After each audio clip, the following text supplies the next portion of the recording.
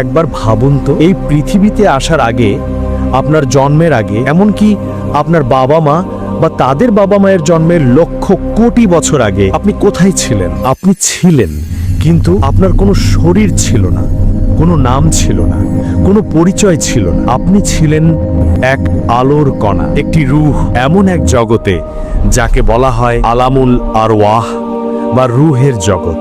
আর সেই জগতেই আল্লাহ সকল রূহকে একত্রিত করে তাদের কাছ থেকে একটি ঐতিহাসিক প্রতিশ্রুতি নিয়েছিলেন। কি ছিল সেই প্রতিশ্রুতি?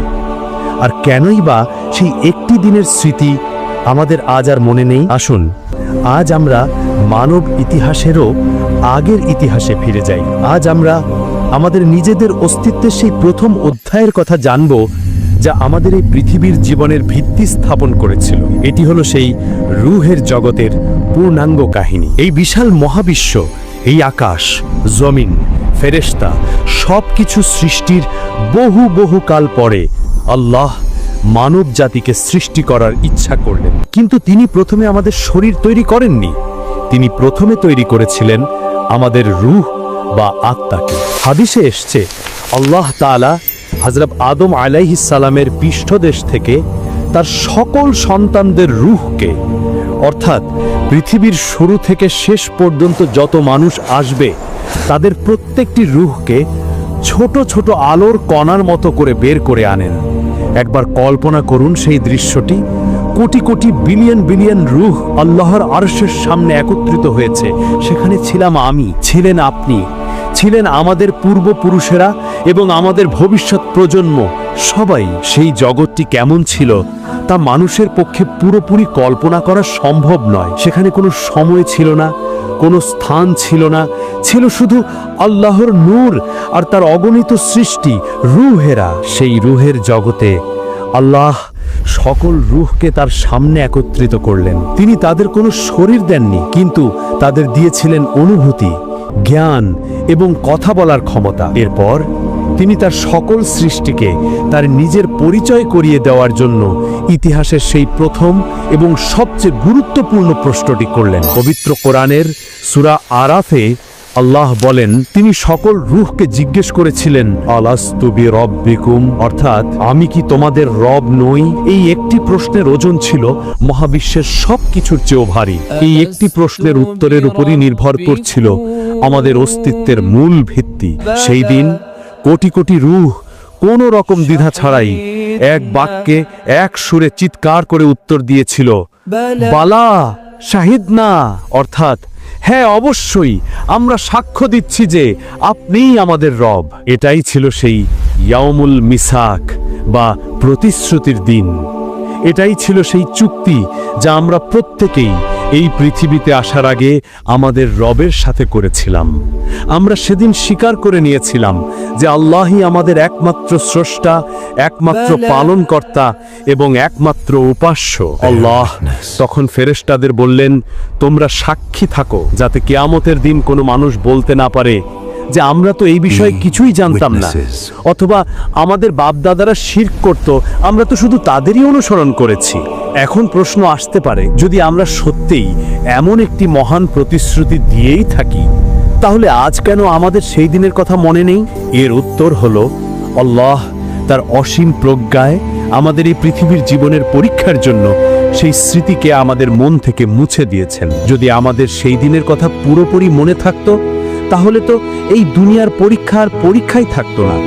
সবাই তো খুব সহজেই আল্লাহর উপর ঈমান আনত। কিন্তু আল্লাহ চেয়েছেন যে আমরা তাকে না দেখেই শুধুমাত্র তার পাঠানো নিদর্শন এবং নবী রাসূলদের কথার উপর ভিত্তি করে সেই পুরনো প্রতিশ্রুতিকে আবার নতুন করে খুঁজে নেই। যদিও আমাদের স্মৃতিতে সেই দিনের কথা নেই, কিন্তু আমাদের অন্তরের গভীরে, আমাদের ফিতরাত বা স্বভাবের ভেতরে সেই প্রতিশ্রুতির একটি ছাপ রয়ে গেছে। এ কারণেই যখন আপনি কোনো বিশাল পাহাড় বা অনন্ত আকাশের দিকে তাকান, তখন আপনার মনে স্রষ্টার বিশালতার এক অনুভূতি জন্মায়। এ কারণেই কোনো বিপদে পড়লে আমাদের মুখ থেকে অজান্তেই শব্দটা বেরিয়ে আসে, হে আল্লাহ। আমাদের ভেতরের এই অনুভূতিই হলো সেই হারিয়ে যাওয়া স্মৃতির প্রতিধ্বনি। এভাবেই রুহের জগতে আমাদের প্রথম পরীক্ষা শেষ হয়েছিল।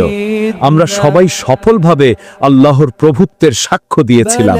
যখন রুহের জগতের সেই ঐতিহাসিক প্রতিশ্রুতির দিন শেষ হলো, তখন আল্লাহ তার অসীম জ্ঞান এবং কুদরতে সেই কোটি কোটি রুহকে দুটি প্রধান দলে ভাগ করলেন। হাদিসে এসছে, আল্লাহ এক মুঠিতে কিছু রূহ নিলেন এবং বললেন, এরা জান্নাতের জন্য এবং আমি কোনো পরোয়া করি না। এরপর তিনি আরেক মুঠিতে বাকি রূহগুলো নিলেন এবং বললেন, আর এরা জাহান্নামের জন্য এবং আমি কোনো পরোয়া করি না। এই কথা শুনে হয়তো আমাদের মনে প্রশ্ন আসতে পারে, তাহলে আমাদের দুনিয়ার পরীক্ষার আর কি অর্থ রইল? এর উত্তর হলো, আল্লাহ তার পূর্ব জ্ঞান বা ইলমে গাইব থেকে আগে থেকেই জানতেন যে কোন রূহ দুনিয়াতে গিয়ে তার হুকুম মানবে আর কোন রূহ মানবে না। তিনি কারো উপর জুলুম করেননি, বরং তিনি শুধু তার অসীম জ্ঞান থেকে চূড়ান্ত ফলাফলের একটি ঘোষণা দিয়েছিলেন। দুনিয়ার এই জীবন হলো সেই জ্ঞানেরই একটি বাস্তব প্রমাণ, যাতে কিয়ামতের দিন কেউ বলতে না পারে যে আমাকে তো পরীক্ষা করার সুযোগই দেওয়া হয়নি। এই বিভাজনের পর আল্লাহ প্রত্যেকটি রূহের জন্য তার তাকদীর বা ভাগ্য নির্ধারণ করে দিলেন। কলমকে আদেশ করা হলো লেখার জন্য। কলম জিজ্ঞেস করল, হে আমার রব, আমি কি লিখব? আল্লাহ বললেন, লেখো, কিয়ামত পর্যন্ত যা কিছু ঘটবে সব কিছু লিখে রাখো। সেই মুহূর্তে আল্লাহর হুকুমে কলম লাউহে মানফুজ নামক এক সংরক্ষিত ফলকে প্রত্যেকটি রূহের জীবনের পূর্ণাঙ্গ নকশা লিখে ফেলল। সেখানে লেখা হলো, আপনি কোন বাবা মায়ের ঘরে, কোন দেশে এবং কোন সময়ে জন্মগ্রহণ করবেন, আপনার গায়ের রং, আপনার চেহারা এবং আপনার শারীরিক গঠন কেমন হবে, আপনার জীবনে আপনি কতটুকু রিজিক বা সম্পদ লাভ করবেন, এক বিন্দু কমও না এক বিন্দু বেশিও না, আপনার জীবনে কি কি বিপদ আপদ বা সুখ শান্তি আসবে এবং আপনি কত বছর, কত মাস, কত দিন, এমনকি কত সেকেন্ড বেঁচে থাকবেন, আপনার মৃত্যুর সময় এবং স্থান পর্যন্ত সেখানে লিখে রাখা হলো। সব কিছু। আপনার জীবনের এমন কোনো ছোট বা বড় ঘটনা নেই যা সেদিন লেখা হয়নি। তাকদীর লেখার পর সেই রূহগুলোকে আবার তাদের জগতে ফিরিয়ে দেওয়া হলো। সেখানে তার আল্লাহর হুকুমে পৃথিবীতে আসার জন্য নিজ নিজ সময়ের অপেক্ষা থাকতে লাগলো। যখন পৃথিবীতে কোনো নারী গর্ভবতী হন, তখন আল্লাহর এক বিশেষ প্রক্রিয়া শুরু হয়। হাদিসে এসছে, 40 দিন পর্যন্ত শুক্রাণু মায়ের গর্ভে একটি নুতফা বা জমাট বিন্দু হিসেবে থাকে। পরবর্তী 40 দিনে তা আলাকা বা রক্তের পিণ্ডে পরিণত হয় এবং তার পরবর্তী 40 দিনে তা মুদগা বা একটি মাংসের পিণ্ডে রূপ নেয়। অর্থাৎ 120 দিন বা 4 মাস পর যখন সেই মাংসের পিণ্ডের মধ্যে একটি পূর্ণাঙ্গ মানব শিশুর আকৃতি তৈরি হয়ে যায়, তার হাত, পা, চোখ, কান, হৃৎপিণ্ড সবকিছু তৈরি হয়ে যায়, তখনই ঘটে সেই অলৌকিক ঘটনাটি। আল্লাহ তখন একজন ফেরেশতাকে 4টি জিনিস লিখে দেওয়ার জন্য পাঠান। সেই ফেরেশতা মায়ের গর্ভের ভেতরে প্রবেশ করেন এবং সেই শিশুটির ভাগ্য লিখে দেন, তার রিজিক, তার হায়াত বা জীবনকাল, তার কাজকর্ম এবং তার চূড়ান্ত পরিণতি। সে সৌভাগ্যবান হবে নাকি দুর্ভাগা। সবকিছু লেখার পর আল্লাহ সেই রূহকে আদেশ করেন তার জন্য নির্ধারিত শরীরে প্রবেশ করার জন্য। রূহের জগৎ থেকে সেই ছোট্ট আলোর কণাটি মায়ের গর্ভের সেই ছোট্ট অন্ধকার কুঠুরিতে এসে তার রক্ত মাংসের শরীরে প্রবেশ করে। আর রূহ প্রবেশ করার সাথে সাথে সেই নিষ্প্রাণ মাংসপিণ্ডটি জীবন্ত হয়ে ওঠে। তার ছোট্ট হৃৎপিণ্ডটি ধুকধুক করতে শুরু করে, সে নড়াচড়া করতে শুরু করে। এভাবেই শুরু হয় আমাদের পৃথিবীতে প্রথম যাত্রা, মায়ের গর্ভে। যখন রূহটি মায়ের গর্ভে তার রক্ত মাংসের শরীরে প্রবেশ করে, তখন সে একটি নতুন জগতে প্রবেশ করে। এটি রূহের জগতের মতো বিশাল এবং মুক্ত নয়, আবার দুনিয়ার মতো কোলাহলপূর্ণও নয়। এটি একটি ছোট্ট, অন্ধকার কিন্তু অত্যন্ত নিরাপদ একটি জগৎ। সেই অন্ধকার কুঠরিতে রূহটি একাকী থাকে না, সে তার মায়ের অনুভূতির সাথে মিশে থাকে। মা যখন হাসে সেও প্রশান্তি লাভ করে, মা যখন কাঁদে সেও কষ্ট অনুভব করে। সে তার মায়ের হৃৎস্পন্দনের শব্দ শোনে, যা তার জন্য হয় পৃথিবীর প্রথম সঙ্গীত। সেখানে তার কোনো চিন্তা থাকে না, তার খাবারের জন্য কোনো পরিশ্রম করতে হয় না। মায়ের নারীর মাধ্যমে আল্লাহ সরাসরি তার কাছে রিজিক পৌঁছে দেন। এটি এমন এক জগৎ যেখানে সবকিছুই তার জন্য তৈরি করা হয়েছে। এভাবেই প্রায় 9 মাস ধরে সেই রুহটি তার নতুন শরীরকে নিয়ে বেড়ে উঠতে থাকে। অবশেষে যখন পৃথিবীতে আসার নির্ধারিত সময় চলে আসে, তখন শুরু হয় তার জীবনের সবচেয়ে বড় পরিবর্তন। জন্মের সেই কঠিন মুহূর্তে সে তার নিরাপদ এবং আরামদায়ক জগৎ ছেড়ে এক প্রচণ্ড চাপের মধ্য দিয়ে এই বিশাল এবং কোলাহলপূর্ণ পৃথিবীতে বেরিয়ে আসে। হাদিসে এসেছে, প্রত্যেক মানব শিশু জন্মের সময় চিৎকার করে কাঁদে, কারণ শয়তান তাকে স্পর্শ করে এবং তাকে আল্লাহর পথ থেকে দূরে সরিয়ে দেওয়ার জন্য তার প্রথম চেষ্টাটি করে। একমাত্র হজরত ঈসা আলাইহিসসালাম এবং তার মা হজরত মরিয়ম আলাইহাসসালাম ছিলেন এর ব্যতিক্রম। জন্মের পর সে যখন প্রথমবার এই বিশাল পৃথিবীর আলো বাতাস আর মানুষের দেখা পায়, তখন তার ছোট্ট মন হয়তো ভয় পেয়ে যায়। সব কিছুই তার কাছে নতুন, সব কিছুই অচেনা। পৃথিবীতে আসার পর আল্লাহ তার অসীম প্রজ্ঞায়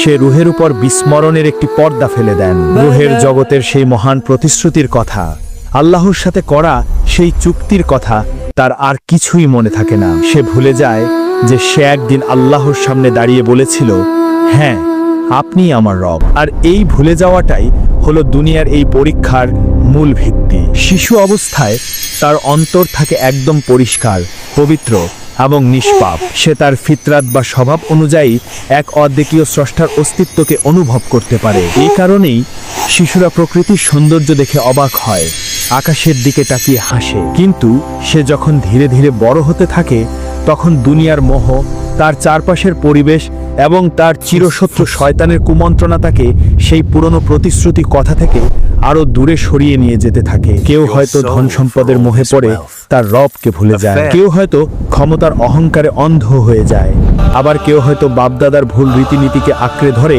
শিরিক আর কুফরের অন্ধকারে ডুবে যায়। এভাবেই যে রুহুটি একদিন আল্লাহর সামনে তার প্রভুত্বের সাক্ষ্য দিয়েছিল, সেই এই দুনিয়াতে এসে তার নিজ স্রষ্টাকে অস্বীকার করতে শুরু করে। কিন্তু আল্লাহ পরম দয়ালু, তিনি তার বান্দাকে এভাবে হারিয়ে যেতে দেন না। তিনি মানুষকে তার সেই পুরনো প্রতিশ্রুতির কথা স্মরণ করিয়ে দেওয়ার জন্য যুগে যুগে ব্যবস্থা করেছেন। তিনি আমাদের চারপাশে এমন সব নিদর্শন ছড়িয়ে দিয়েছেন যা একজন চিন্তাশীল মানুষকে তার স্রষ্টার কথা মনে করিয়ে দেয়। এই বিশাল আকাশ, এই সূর্য চন্দ্র, এই পাহাড় পর্বত, এই সাগর মহাসাগর, সবকিছুই এক মহান কারিগরের অস্তিত্বের সাক্ষ্য দেয়। যখন মানুষ পথভ্রষ্ট হয়ে যায়, তখন আল্লাহ তাদের মধ্য থেকেই নবী ও রাসূলদের পাঠান। তারা এসে মানুষকে আবার সে এক আল্লাহর পথে আহ্বান করেন।